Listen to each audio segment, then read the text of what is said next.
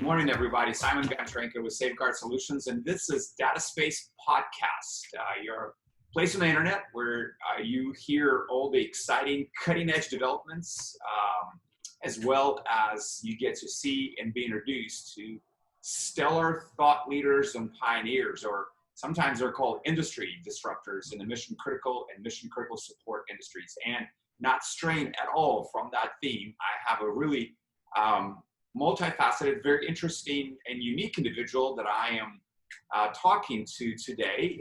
His name is Jack Pouchet, and he is a VP of Sales of Natron Energy. Did I get that right, Natron? Absolutely, that's it. All right. So Natron, just for a quick introduction, recently secured a $35 million round of funding with the investors such as ABB, Nano Dimension Capital, Volta Energy. Of course, that's already in addition to places like Chevron and others. And so all eyes are on you in some way, shape, or form. And the topic of the conversation today, or one of the excitements around what you guys are doing, is in what you have begun as a commercial production of safe, sustainable NFPA 855 and UL 9540 non-flammable, no thermal runaway sodium-ion batteries. So Jack, welcome. Thanks so much for agreeing to talk to us today. Hey, thanks, Simon. I really appreciate it. All right, so let's jump right on in. Why sodium ion? I know there's been a lot of research done, but Sure. Can you give us kind of the Reader's Digest version?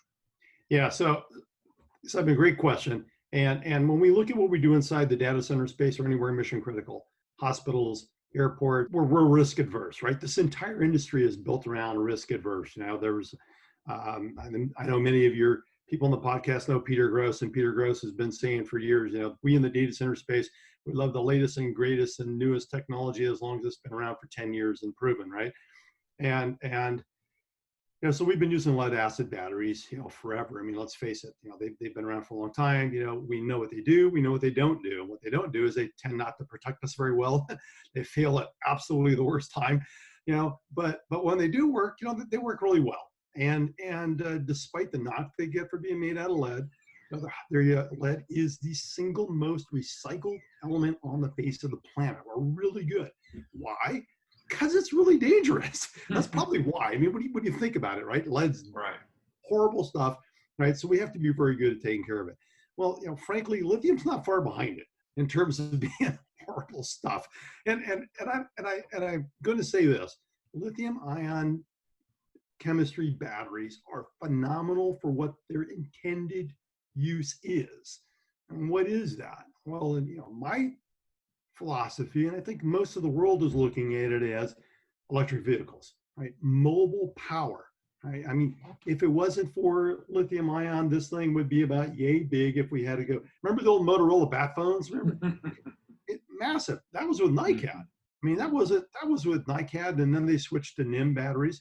And when we moved away from NiCad and NIM, and there's applications for those chemistries, but really not in portable devices, right? They're very expensive.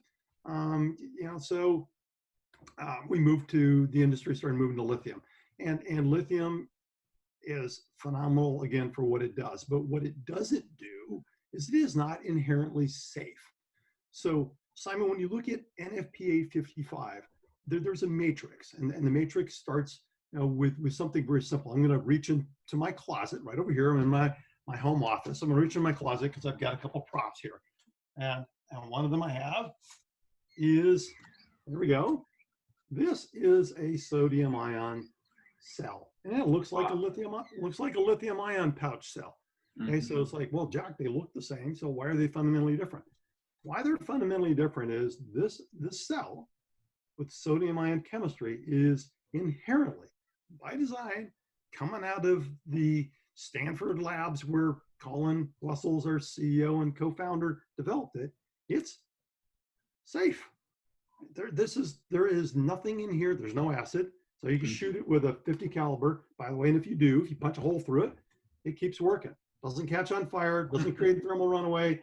Effectively, whatever the area is that you lost, that's the percentage of power that you lose out of the system. Nothing else changes, right? Wow. So inherently safe, non-flammable, right? You hold this up to a fire, and of course you get anything hot enough and it'll start to burn. There's plastic on the outside, but as soon as the heat source is removed, it's out. Wow. Right?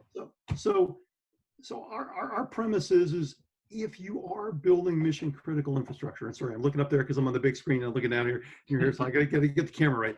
But if you're building mission critical infrastructure, right, you want it to be safe, right? That's the whole thing. So we build 2N or N+1 redundant, and we put in extra generators, we put in extra cooling, and we do all this stuff, right? We put in fire suppression systems, et cetera, and then if we're going to go throw lithium-ion batteries in there, it's not inherently safe. You can make it safe. You can put a battery management system around it. You can put an energy management system around the battery management system. You can do all this stuff. But again, coming back to the way we think in the mission critical space, right? It's like, okay, no single point of failure. Right. Oh, well, my BMS goes out, now what, right? So I'm counting on my BMS protecting me. What if it isn't there? How do I know if it's there or not there? Again, our argument is just start with something safe on day one, build it up into, and I'm going to reach in the closet again. Here we go. That's my last time. After that, after that, I've only got motorcycle gear left in there. So. But so we build it up into a battery, right? Looks kind of like a battery, and we get our battery, we get our tabs for attaching points, right? All the cells are tied together, and this is roughly 12 volts. And the neat thing about it is this is 12 volts, and I'm holding in my hand. It's pretty light. That's 4 kilowatts, right? Wow. Now you ask, well, why sodium? Well, there's another neat thing about sodium-ion batteries. Okay, this is 4 kilowatts at 2 minutes. Now it's a little less energy dense than lithium. So if this was a lithium battery, and we rated it for 4 kilowatts, you probably get your 4 kilowatts for 4 or 5 minutes. Okay, well, not 4, right around 3.5 to 4 minutes. Okay, I'm trying to do the math in my head early in the morning. It's not good. All right. I haven't had coffee yet. I'm still working on my water. But Simon, unlike lithium, so again, why sodium? Because the molecular structure of the electrodes and the sodium ions is designed so that we're not trying to shove a square peg in a round hole.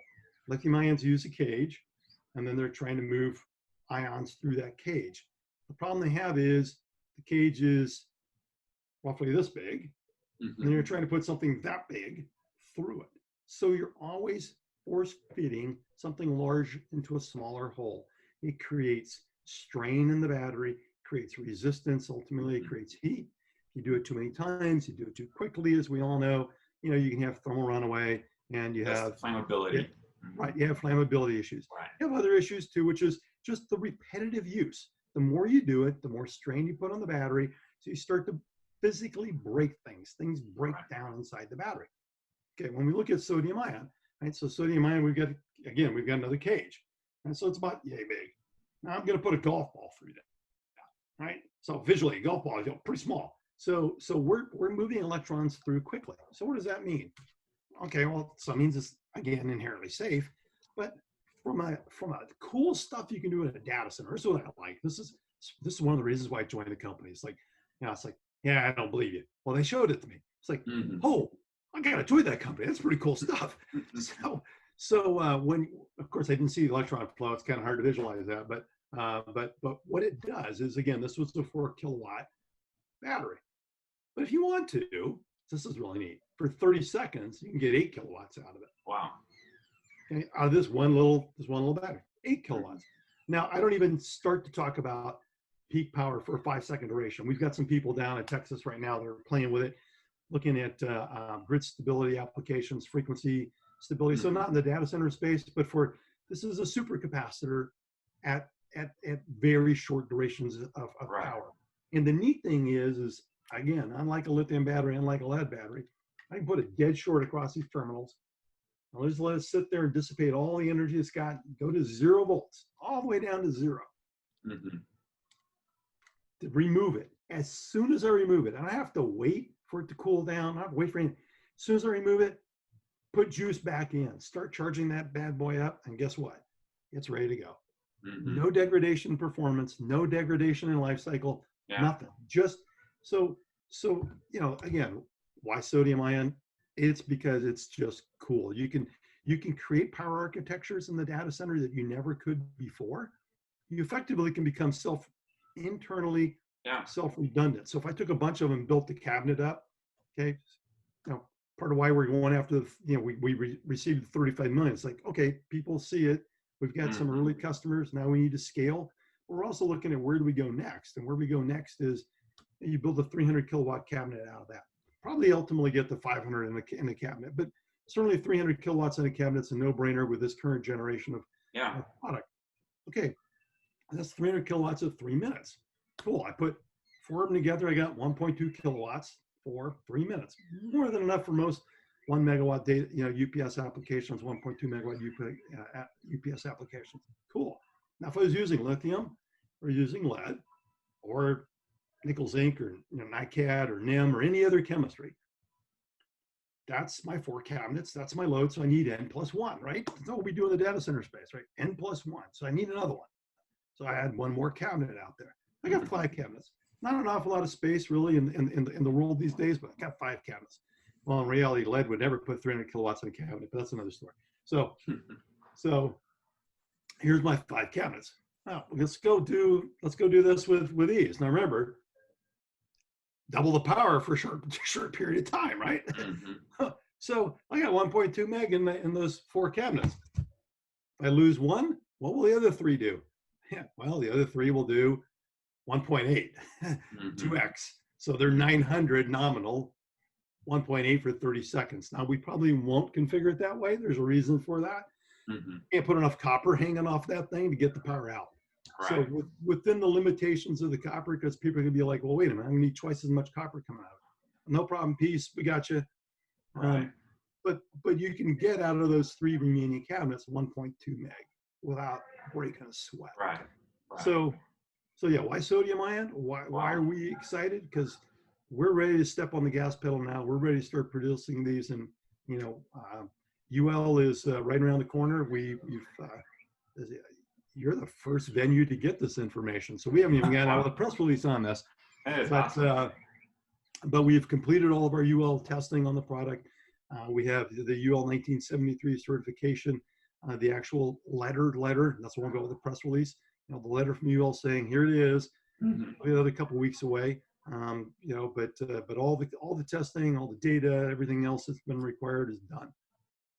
All right. Well, thank you so much, Jack. This is very, very educational. I especially love the props too. It was great. It makes so much more sense.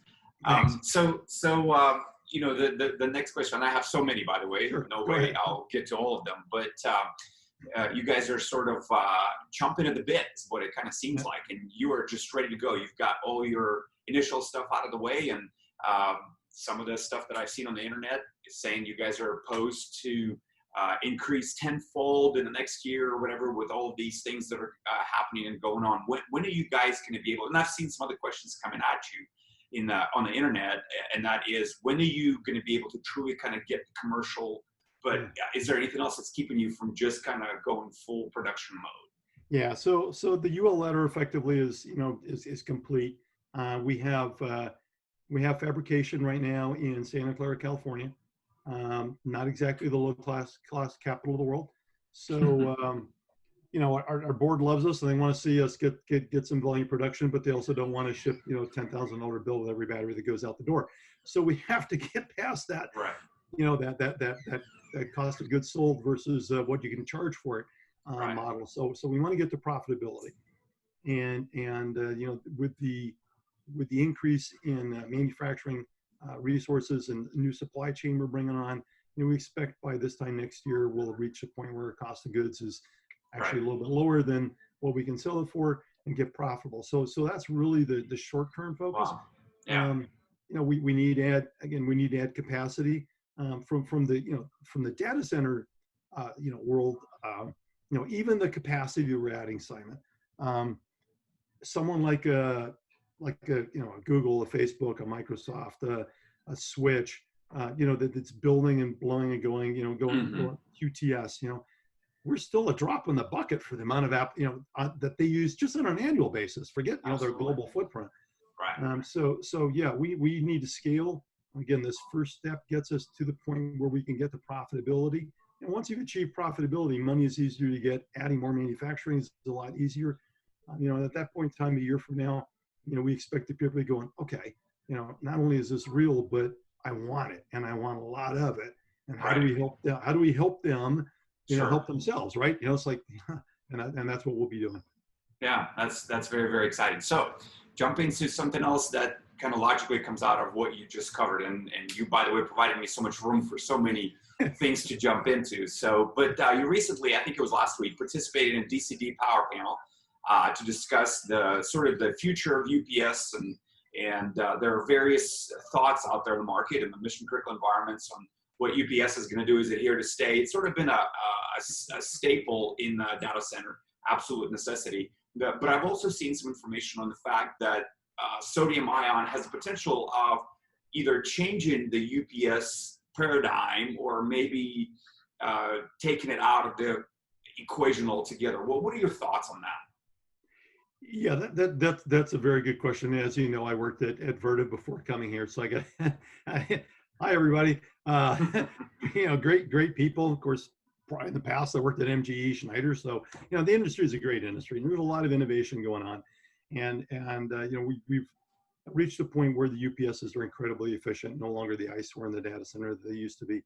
But what we've also seen is with open compute, what Facebook launched, and we see now iterations of that. The ability to put DC power in the cabinet and then DC backup right there, is got a tremendous amount of appeal for many people. I would say probably the problem now is that's reached a level of success where people are trying to throw 32 NVIDIA chips in the same cabinet. It's like, oh, hello, it's not going to work. No, sorry, wake up. Because now what you're doing is once you start getting to 30 and 50 kilowatts in a cabinet, whether you use lithium ion and God bless you for rolling the dice on, that's a big one. But whatever chemistry battery you put in there, the battery itself is going to take up a lot of space, right? And again, I'm a big proponent of sodium ion when you want to go to higher densities and higher power because of the safety. But again, it's going to take a fair amount of that space. So I think you're going to start seeing things like either in-row DC rack. So that rack is just dedicated to DC. And again, as I said, I could put 300 kilowatts of safe power in a single cabinet. Now I can feed 10 cabinets DC at 240 volts DC, 380 volts DC, pick a voltage, it doesn't matter. All right. So get your line losses down. Take it to 1,000 volts. I mean, you really get your line losses down. So there's ways to do that, but I don't think the classical UPS is going to go away. And the reason why is we know how to work with it.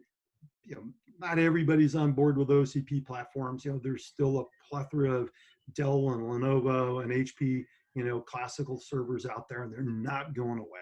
We know how to work with AC. We know the safety aspects of it. And so if you haven't got a dedicated team, and of course I'm wearing my Infrastructure Masons logo here, right? So where are the infrastructure experts of the world going to come from later? That's part of why the Masons are around. But even there, right? How many schools are teaching DC power plants and DC, right? So we're going to see. I think we're going to see a lot of both, right? And we're going to see some other designs, as well. Look, you're probably going to see facilities that have a minimal to no amount of backup power. 2 minutes might be a lot. It might be down to 30 or 60 seconds because they're going to say, look, it's not mission critical, right? It is a data center, but because of our architecture, because we've got a ring of data centers, we've got a zone, right? I'm using Amazon's term there, but it could be anybody's term, right? Because we got a zone, like if any one of them fails, it fails, and to the client who only has gear in that facility, that's the contract you signed up for. The SLA is, we lose power, you go out, Right. Yeah, no, that's very interesting. So let's talk about the, if there are implications, and I know that there are, so maybe you can talk through this a little bit. What implications does sodium ion have for the PUE, the power usage effectiveness? Yeah, that's a good question. So much like lithium ion, lithium has a very nice operating environment. And look, I spent years in my Vertiv and Emerson Network Power days, traveling around. I can remember spending time with Peter Panfil, our power guru, trying to get people to understand the value of going to lithium versus lead, and that you don't need a dedicated DX cooling system just for the battery room when the rest of the Right. building is running, economizers of free air cooling, right? Right. So the beauty is by going to lithium that you needed Absolutely. less cooling. Now you need more fire safety and life safety and things like that, but that's a whole other story. But the beauty of the sodium ion batteries when we go out, and I've got slide decks that talk about it, is we're basically minus 50 to plus 50. Minus 50 to plus 50. Just put it in there. Wow. Now, it's like, it's going to work. It's like, wait a minute, now you're kidding me. And again, it's another reason why I joined the company, because I'm like, yeah, that's BS. It's like, Right. "Hey, guys, I've known you for years, but really, come on, really? And then when you go see it work, you're like, oh my goodness, what can I do with that now? And what you can start doing with when you have a system like that is, again, you need no cooling, right? I mean, because when you're recharging these batteries and discharging these batteries, and look, people, anybody listening to this podcast, I know you're going to go, Jack, you're full of it. So I'll tell you what, here's the challenge. Well, let's talk. Let's get you a demo. I want you to do what I've done, right? You put this thing on a rack, charge it. There you go. Now, of course, it's going to be a case, because I really don't want you that close to the electrodes. Again, I did say 8 kilowatts in a short duration. You get your fingers in the wrong spot, and you're going to be losing something. So Right. a lot of power, but they don't get hot. Again, it's Right. the internal resistance is less than half of a lithium ion battery. Wow. So you can cycle energy in and out, and the other beauty of this is that you can cycle energy in and out tens of thousands of times. Wow. And folks, Yeah. we've got units on test. You can come in and go look at the data, and I think we're up over 37,000 cycles now. Wow. Full charge, full discharge, and as soon as we discharge, charge it again. As soon as it's done being charged, discharge it again. You cannot do that with lithium. You got to let them settle. That's the whole problem we have with EVs, is you can only do a fast charge up to 80%. Right. Then you got to do a slow charge, and you need cool anyway. Yeah, no, absolutely. Very, very interesting. So I want to get to one of the things that my podcasts are known for, and I'm going to get to that in just a moment, and that is you're not going to get away easy just with talking about professional stuff here. I'm going to get into some of your personal interests in just a moment. But before I do that, the last question that I have, unless there's something else that you wanted to kind of talk about here, but you've already touched on the sodium ion sustainability. That's a huge concept right now. Front of everyone's minds, sustainability, renewable energy, all of that sort of thing. Talk a little bit about what impact sodium ion may have on the future of sustainability. Yeah, so thank you for asking that, Simon. So one of the things is that we do not have a long tail in terms of the supply chain. So it's like I tell people when we go inside the battery. So the electrodes, positive and minus terminal, are made out of Prussian blue. Look it up on the internet. Prussian blue is the first man-made color. It's a dye. It's inherently safe. As a matter of fact, the Prussian blue dye in the state of California, which, as we know, is like almost like super nanny state where I live. So Prussian blue dye is edible in kindergarten. It's edible. You can eat it. Okay, so not feeling good. Maybe you've been subjected to radiation poisoning. Nope, hope you haven't. But if you have, guess what they give you? Prussian blue. Right? So it's inherently safe. The other materials we use in here, aluminum, of course, readily available. We use iron oxide, magnesium, again, 6th most abundant element in the face of the earth. And then, I did mention sodium ion. 78% of the world's covered in salt water. All right, so supply chain is local. Anywhere we want to build this, it's local. We don't have to go around the world to get it. We don't have to dig giant holes in the ground. So it's incredibly abundant. It's also relatively cheap. So what's the little deep dark secret is, well, how do you recycle this thing? Because there's not going to be a lot of value in it, right? The sodium is incredibly abundant. You don't need to get more of it. The iron and iron oxide content's pretty low, and there's aluminum in there. Reality is, there's really not much in here worth taking out. So the cost of recycling is going to be pretty high. So what do you do with it? Well, I did say it's safe, and I did say that if you add heat to it, you can burn it. It doesn't outgas anything super nasty when you put it in a Mhm. gas plasma generator.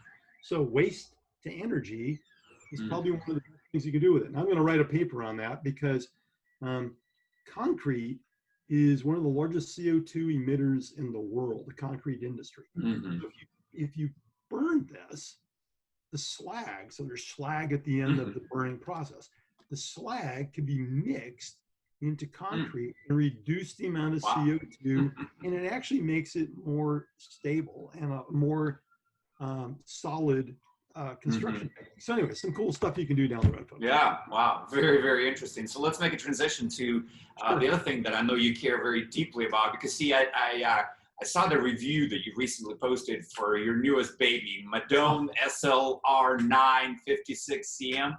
yeah, yes. Yeah, yeah. Yeah, Well, I don't have what do my you like it children. so much? Yeah, yeah. So good question. So look, I've been an avid cyclist for most of my life. And I grew up playing soccer and I transitioned into cycling twice. Once as a teenager, so I could go ride from one military base to the other military base to go see my buddies because we Right. couldn't drive. And then as an adult, I took it up just to do something as a hobby and became competitive. But so look, I've had carbon fiber bicycles for some time. I mean, that's kind of the thing that we all step Right. up to in the world, whether it's mountain biking or road biking. And I had a wonderful Trek, our Specialized S Works. And by the way, folks, not going to knock the Specialized S Works Tarmac, one of the best bikes on the face of the planet. But when I got a chance to get on the Trek Madone, it was like just a perceptible improvement in performance Uh-huh. for me, for my riding Right. style. So it's it's a very clean bike. All of the cables. So when you look at bicycles, right, you get brakes and shifters. So Mhm. all of the cable infrastructure routes inside the bike. Oh, wow. So it goes through the handlebars, Right, right. through the stem, and Wow. into the bike, and you see nothing. Right. It's super clean. It's super Wow. quiet. I use a term, I think in my write-up I wrote that it just kind of glides. It's kind of like Mhm. if you do any ice skating or rollerblading, when you do that stroke where you push off with power and then you just glide, and especially ice skating. I remember as a kid I was thinking, Mhm. oh, this is the coolest stuff, man. I can go forever. Right. So but that's how the bike is. When you put power into it, it's like, okay, thanks. You got me up to Right. speed. Now I'm going to pay back. I'm just going to Wow. glide. It just That's goes great. like that. So Wow. yeah, it's an awesome machine. It's funny you mentioned Specialized. It's certainly not anywhere on the same level as you are, in a much lower scale. But that's a bike I own, is a Specialized bike, and it's Yeah. a mountain bike. I enjoy doing it. Of course, down in Texas, my weather is not as conducive in terms of when it's actually cool enough to do something like that. But one of the things you mentioned too in your poet-like review, if you will, of the unit is that you really wouldn't recommend it for it to be anything other than the third, fourth, or fifth bike. And of Well, course, price point at 12,000, somewhere around $12,000 price point. That's yeah. one of the reasons for it, I know.